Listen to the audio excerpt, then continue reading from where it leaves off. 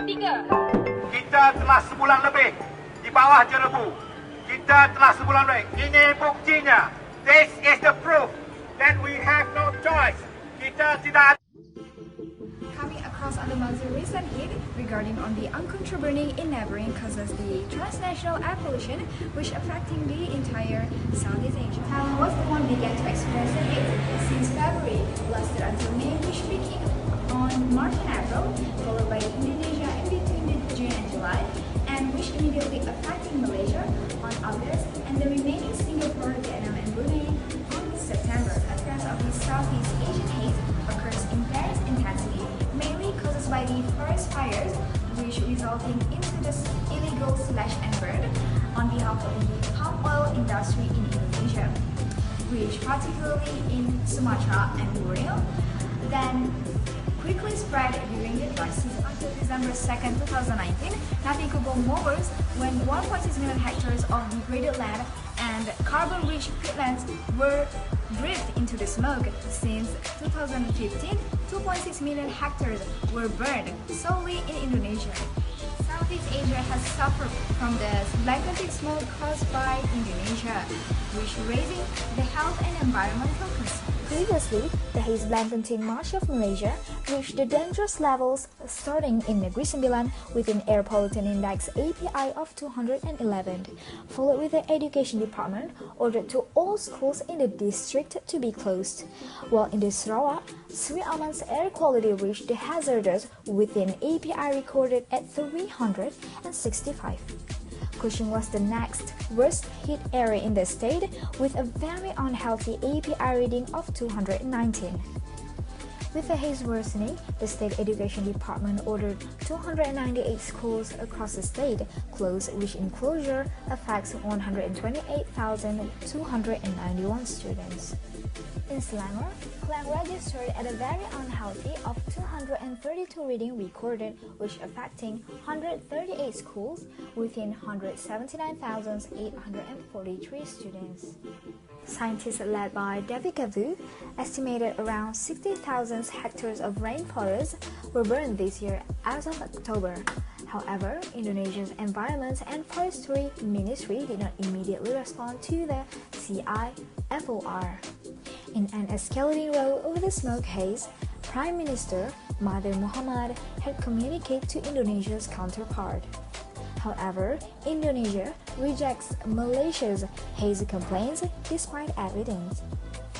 Indonesia's Environment Minister Siti Nurbaya Bakar have pointed that it could be from Sarawak in the state of Borneo. Malaysia's Environment Minister Yeo-Bee Yin slams with her statement, Indonesia should not be in denial, which according to data, hotspot in the Indonesia province on Borneo and on Sumatra Island at 474 and 387 respectively, versus 7 in Malaysia. She also claimed that wind direction meant the haze could not be from Sarawak.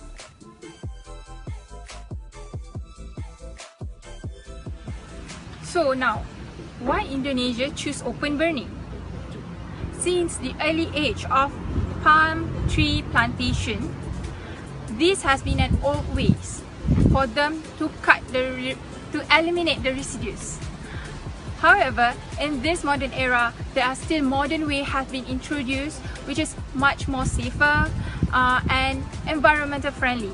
However, there are still few farmers and investors that take advantage on these old methods to cut the cost.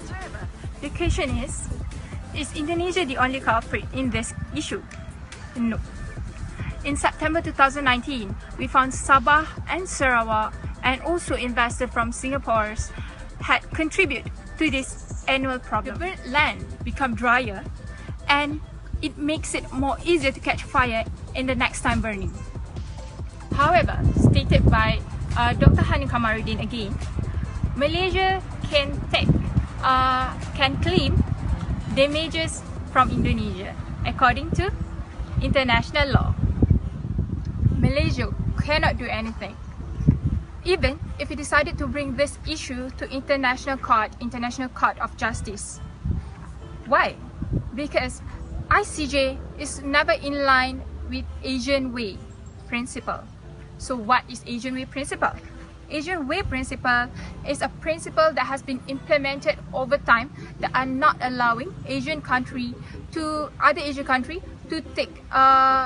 interfere domestic matters of another Asian country. I'll be explaining what is the implication of haze. How are these small particles going to harm us?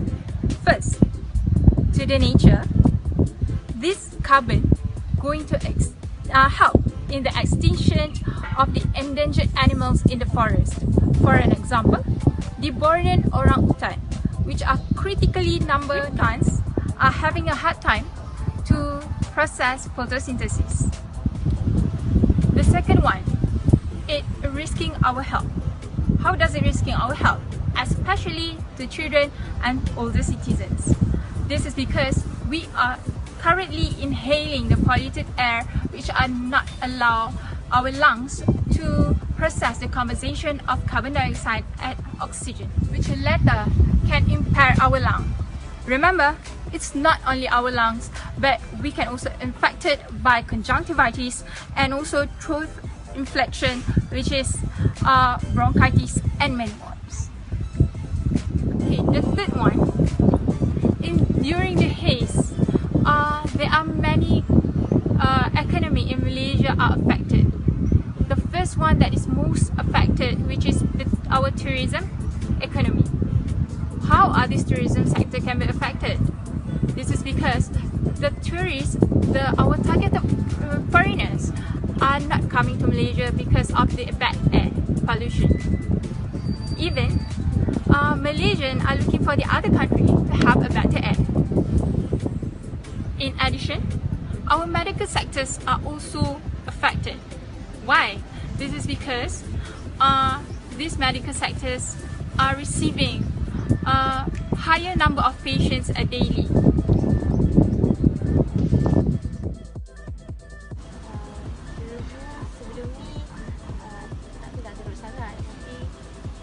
Of course, haze bothers me a lot because I'm a type of person that takes good care of my health. So it does not bother me myself only, but also every person in Malaysia as well. Like, they need to take care of themselves, they need to wear masks, they need to stay in a closed area for almost every day. So I believe it's not me only who think that haze is type of natural disaster that kind of like bother us every day until the haze finish. I think it's worse than last year. Then agak teruk sebab susah nak bernafas. Oh, about this, what happened quite bad, I think, and the situation under control, and situasi dia sangat teruk, terutamanya dekat negeri-negeri. But now it's you feel so cold. About health, it's open to our staff, of course, kesesakan untuk bernafas apa semua tu, dan menjejaskan kesihatan. Saya ada penyakit dengar, so bila tubuh tu makin teruk, saya sesak nafas. Natural disaster that will cause you short-term effects and also the long-term effects. So for the short-term effects, I believe that people will get irritated eyes or maybe conjunctivitis, and that type of diseases so uncomfortable for us, especially students. You need to concentrate in your class, you need to do a lot of activities, assignments and so on. So if you get that type of diseases because of haze, it's kind of like trouble for you. And for the long-term effects, if you wanted to avoid those type of diseases, you need to stay in a closed area. So basically, people will have lost their interest in doing their daily activities, and also they will become stressed or something, especially for people who like to be outside, who like to do outside activities and so on. So yeah, I believe that this country government should do something about this. Yes. course government mesti ambil action pasal Haze ni, sebab dia berpunca pun daripada, saya rasa daripada negara lain kan. So government mesti ambil tindakan. Alright. Untuk handle krisis bila berlakunya ni, of course government mesti ambil tindakan macam campaign untuk kita cakap macam jaga kesihatan, terutamanya untuk rakyat-rakyat lah. Macam mana langkah-langkah yang perlu diambil. Lepas tu kita macam untuk diri sendiri dengan keluarga mesti berada dalam rumah, kawasan waktu-waktu tertentu lah, macam untuk jaga kesihatan kita. I think we all should avoid outdoor activity, especially when the IPU reach 200, because it's very dangerous to be outside. Also, when you are at home or office, you should close all the windows to avoid from the haze coming in. And also, all of us should wear the right mask, which is the N95 mask, because most of Malaysian tend to use the cool and fever mask, which is not effective at all. The responsible country should be responsible for their actions. And I think the haze problem is not from Malaysia. And the thing is, the main source of this problem is from outside of the country, and we know which country is it. Okay, and for our safety, I think we can drink a lot of water. We can wear mask every time we go outside, and we can slightly decrease our outdoor activity. Everyone should use mask. Maybe government should provide mask, free mask to the. So what I think the government should do is close the school immediately if the haze is very dangerous, in a dangerous state, critical state. And also they can provide the N95 mask, because right now my son's school, they don't provide any mask for the students, which is very unethical and very unprotective for the children.